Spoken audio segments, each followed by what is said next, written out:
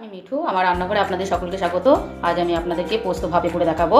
লাগছে পেঁয়াজ কুচানো, লঙ্কা কুচানো, পোস্ত বাটা। আমি বড় বড় 3 টেবিল চামচ পোস্ত নিয়েছি, নিয়ে শিলে বেটে রেখেছি একটু শক্ত শক্ত করে।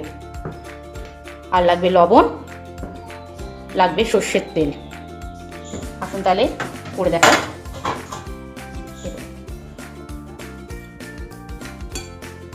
আমি এই পোস্ত বাটাটাকে পেঁয়াজ লঙ্কা কুচানোর মধ্যে দিয়ে দেব।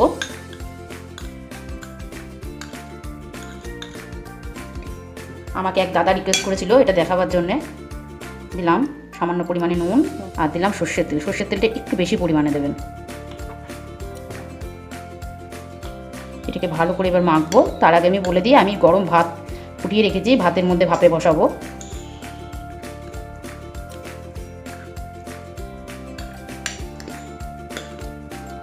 খুবই সুস্বাদু এই পোস্ত বাটা।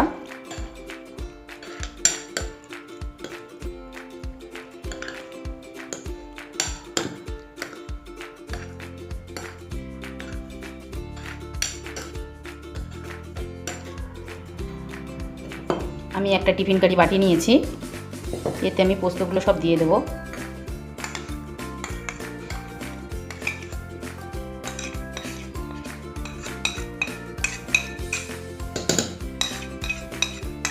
ঝালটাও যে যেরকম পরিমাণে খাবেন সে সেরকম পরিমাণে দেবেন। এই পোস্ত বাটাটা কাঁচাও এরকম করে খাওয়া যায়, কিন্তু কাঁচার থেকে ভাপেটা বেশি স্বাদ। আমি ভাত করে রেখেছি, দুটো ভাত আমি আগে তুলে নেব।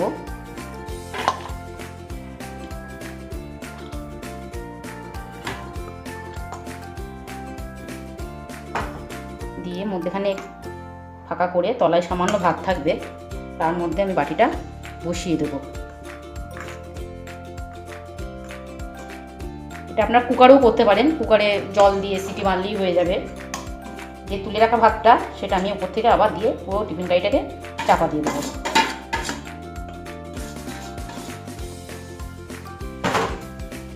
দিয়ে আমি ঢেকে দেবো 15 মিনিট 20 মিনিটের মতন।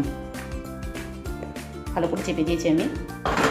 এটা এখন চাপা থাক 15-20 মিনিট মতন।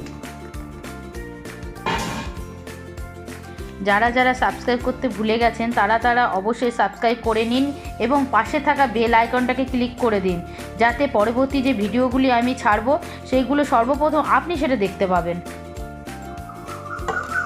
15-20 মিনিট হয়ে গেল, এবার আমি খুলে দেখি।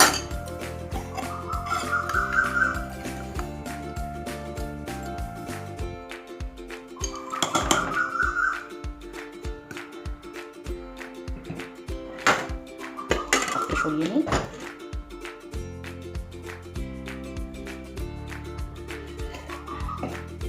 করুন দেখি আমাদের পোস্ত ভাপে প্লেটের উপর ঢেলে দিই। গরম রান্নাটি যদি ভালো লেগে থাকে অবশ্যই একটা লাইক করবেন এবং বাড়িতে রান্না করে খেয়ে দেখে আমাকে একটা কমেন্ট করেও জানাবেন, আর শেয়ার করতেও ভুলবেন না।